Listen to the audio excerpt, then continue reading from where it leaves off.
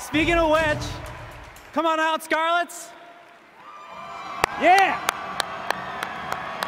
Yeah.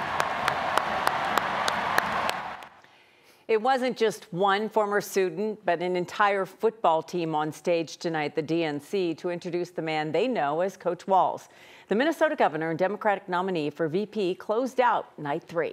Kyle Clark is in Chicago for us tonight. And Kyle, Minnesota knows Walz certainly, but this really was like his introduction to the rest of the nation. Absolutely, Alex. You can really see how Tim Walz went from being a relatively low-profile figure within the Democratic Party to one of its brightest stars in just a matter of weeks. And a lot of it is that he refuses to cede ground that is currently claimed by Republicans on family, on freedom, on patriotism, even on gun rights. But the moment that people will be talking about from tonight is when Walz was discussing how some Republicans want to limit access to certain infertility treatments. He talked about his family's own struggles with having a child. And then the crowd saw as the Walz family was overcome with emotion. And when our daughter was born, we named her Hope. Hope, Gus, and Gwen, you are my entire world, and I love you.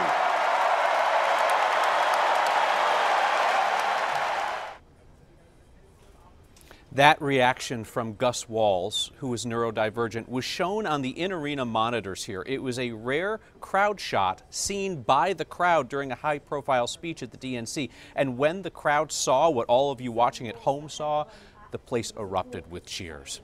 So Governor Walz has a progressive record from his time in Minnesota, but he also leans into his rural roots, his decades of National Guard service, and his familiarity with gun culture, reframing Republican arguments about guns and freedom.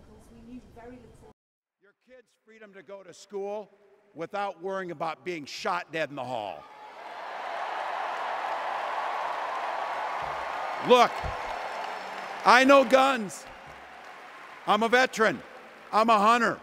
And I was a better shot than most Republicans in Congress, and I got the trophies to prove it. But I'm also a dad. I believe in the Second Amendment, but I also believe our first responsibility is to keep our kids safe.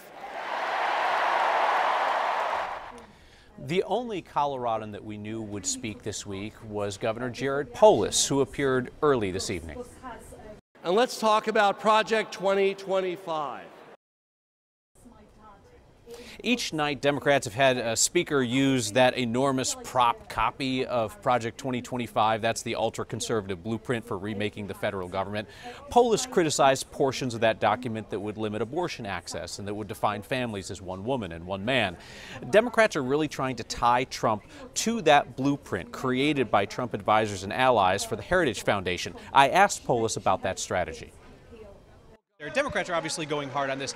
Is there danger in it, though, given that it's not exactly Donald Trump's platform? It was prepared for him by his allies, but he disagrees with parts of it. So is there danger in leaning into that too hard? Well, look, it's one of the many things we're talking about here. But yes, each night we have a theme. We're actually showing the document. It's, 700-800 pages. It's a detailed plan about really weaponizing the executive branch of government. This is something that's very close to J.D. Vance. Yes, Donald Trump's allies have prepared it. It sort of shows the importance of the presidency and what a president can do, and why we should all pay attention. Tim Walz, the main attraction tonight, also referenced Project 2025 in his remarks, telling the crowd to take it from an old high school football coach.